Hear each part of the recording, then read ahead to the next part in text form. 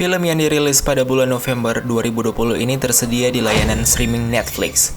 Film ini banyak menarik perhatian oleh semua kalangan, terlebih khusus penikmat film Korea. The Call adalah film yang bergenre thriller dengan mengusung konsep time travel, di mana diceritakan seorang wanita bernama Soyeon yang hidup di masa sekarang tiba-tiba mendapat telepon dari orang yang tidak dikenal dari masa lalu, namun dikira salah sambung. Sosok penelpon bernama Yongsuk ternyata merupakan orang yang tinggal di rumah yang sama yang ditempati oleh Soyeon. Tak ada penjelasan yang detail mengapa dua wanita ini bisa terhubung satu sama lain. Komunikasi yang dilakukan adalah komunikasi antara di masa lalu dan masa sekarang. Soyeon menyadari hal tersebut ketika membaca sebuah buku harian yang ada di ruang bawah tanah rumah tersebut.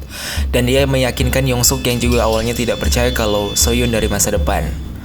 Lewat sebuah kejadian, Soyeon mengetahui apa yang akan dilakukan oleh Yongsuk di masa lalu akan mengubah kehidupan di masa depan. Ini disebut Grandfather Paradox, beda halnya dengan konsep time travel yang digunakan di film Endgame. Mereka saling berbagi kehidupan seperti aktivitas dan musik yang mereka gemari. Suatu hari Soyeon meminta bantuan Yongsuk untuk mencegah kematian ayahnya di masa lalu, dan akhirnya berhasil dan mempertemukan kembali Soyeon dengan ayahnya.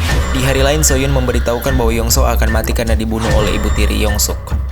Mengetahui hal tersebut, Yongsuk menghindari kematiannya dengan cara membunuh ibunya. Ketika selamat dari kematian, Yongsuk memberitahu Soyeon bahwa dia masih hidup tanpa memberitahukan kepada Soyeon bahwa dia membunuh ibu tirinya.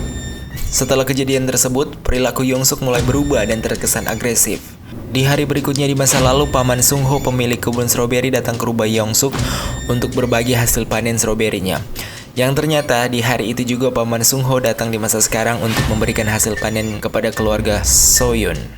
Ketika Paman Sungho yang muda hendak menaruh stroberi di dalam kulkas di rumah Yongsuk, paman itu terkejut ketika menemukan mayat hasil mutilasi ibu Yongsuk yang juga disimpan di dalam kulkas. Yongsuk yang melihat hal tersebut langsung membunuh Paman Sungho agar tidak ada saksi mata yang hidup hingga membuat Yongsuk dipenjarakan. Kematian Paman Sungho langsung merubah situasi dan kondisi di masa depan, di mana Soyeon kebingungan melihat Paman Sungho tiba-tiba menghilang. Dengan rasa penasaran yang amat besar, kenapa hal itu bisa terjadi, Soyeon langsung menuju ke kebun stroberi untuk memastikannya. Sesampainya di sana, Soyeon kaget melihat kebunnya sudah rusak seperti sudah puluhan tahun tidak terurus. Masih dengan rasa penasaran yang sama, Soyeon pergi ke kantor polisi dan menanyakan keberadaan pemilik kebun stroberi itu. Polisi setempat menjelaskan bahwa Sungho sudah lama meninggal dunia karena dibunuh oleh Yongsuk 20 tahun lalu. Di hari yang sama di masa lalu, polisi setempat tadi datang ke rumah Yongsuk untuk menanyakan tentang orang yang hilang. Namun Yongsuk memberikan keterangan palsu untuk ditulis polisi di buku catatan mereka.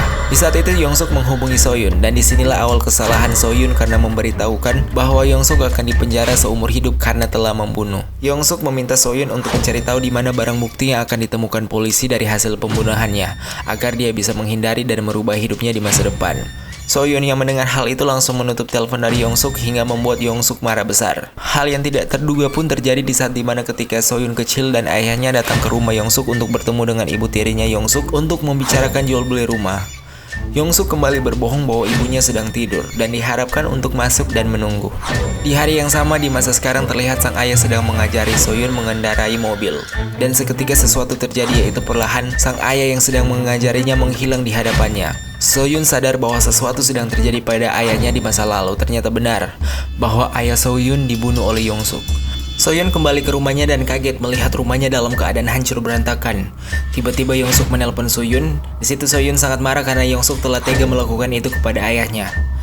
Yongsuk menyuruh agar Soyeon kembali menuruti apa yang dia inginkan sambil mengancam sesuatu akan terjadi terhadap Soyeon kecil jika Soyeon di masa sekarang tidak menuruti keinginannya. Dengan perasaan marah, Soyeon mendapatkan ide yang terbilang gila dan menelpon kembali Yongsuk dan memberitahukan untuk pergi ke suatu tempat agar dia bisa bebas dari tuduhan pembunuhan. Tanpa mengetahui apa rencana dari Soyeon, Yongsuk langsung ke tempat sesuai arahan Soyeon, di mana nantinya rumah itu akan terjadi ledakan disebabkan oleh gas yang bocor. Soyeon dengan cemas terlihat di depan telepon berharap Yongsuk mati. Tiba-tiba Soyeon sangat kaget karena telepon berbunyi dan itu bertanda bahwa Yongsuk masih hidup. Dan benar bahwa Yongsuk masih hidup. Dan Yongsuk membalas kebohongan Soyeon dengan cara menyiramkan air panas di tubuh Soyeon kecil dan berbekas yang bisa dirasakan Soyeon di masa sekarang. Dengan tangisan itu, Soyun berlari menuju ke kantor polisi dan memberitahukan isi dari buku apa yang telah ditulis polisi kepada Yongsuk agar bisa lolos dari jeratan hukum. Dan akhirnya Yongsuk berhasil mengamankan barang buktinya dengan cara membakar itu semua. Masa depannya pun berubah karena di buku catatan polisi nama Yongsuk telah menghilang. Seketika rumah yang Soyun tempati kembali berubah dengan banyaknya kulkas di ruang tamu. Soyun menyadari bahwa Yongsuk berhasil hidup di zaman sekarang, yang juga berarti kepemilikan rumah tersebut masih berada di tangan Yongsuk. Mengetahui hal itu, Soyun langsung berlari keluar rumah dan tanpa sengaja dia menemukan buku catatan polisi yang di dalamnya ada tulisan, polisi dan ibu Soyun mengunjungi rumah Yongsuk untuk mencari suami dan anaknya yang dilaporkan hilang juga. Polisi menggali informasi yang baru terhadap Yongsuk. Karena hal itu, Soyun kembali ke rumah Yongsuk bertepatan di mana Yongsuk akan keluar rumah. Yosun langsung mencari telepon untuk menunggu panggilan yang akan dilakukan di masa lalu. Hal ini dibaca oleh Soyun lewat tulisan di buku polisi.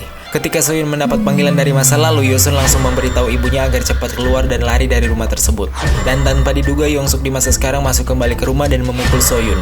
Melihat polisi telah terbunuh, ibu Soyun lari ke atas lantai dan mengunci diri dari serangan Yongsuk. Soyun di masa sekarang berhasil mengambil telepon dari Yongsuk dan langsung bergegas lari ke lantai atas, mengunci diri seperti yang dilakukan ibunya di masa lalu. Tiba-tiba ibunya mendengar suara tangisan anaknya di luar dan langsung menghampiri tanpa menyadari itu adalah jebakan dari Yongsuk agar dia keluar kamar. Ketika sang ibu keluar, Yongsuk langsung memukul ibu Soyun. Ibu Soyun mencoba bertahan agar bisa menyelamatkan anaknya dari Yongsuk. Hingga akhirnya ibu Soyun mendorong Yongsuk bersama dirinya untuk jatuh di lantai bawah. Hal itu membuat Yongsuk di masa sekarang yang tadinya akan memukul Soyun seketika menghilang, yang berarti Yongsuk akhirnya mati karena jatuh di lantai. Soyun yang berpikir ibunya juga mati langsung keluar dan berlari ke tempat pemakaman untuk memastikan. Sesampainya di sana dia menemukan batu nisan dan menangis. Tiba-tiba ibunya memanggil Soyun. Hal itu membuat Soyun kaget dan senang mengetahui ibunya ternyata masih hidup, namun dengan bekas-bekas luka di masa lalu karena berhasil membunuh Yongsuk. Filmnya selesai, tapi sesuatu terjadi di bagian post credit. Ada scene yang membuat kesal bagi penonton. Karena endingnya belum ada kejelasan yang lebih siapa yang menang dan siapa yang kalah. Kemungkinan ada sequel dari film ini, atau mungkin memang dibuat multitafsir agar penonton bisa menentukan versinya sendiri-sendiri. Film ini saya beri rating 7. Untuk itu juga saya merekomendasikan film ini kepada teman-teman semua.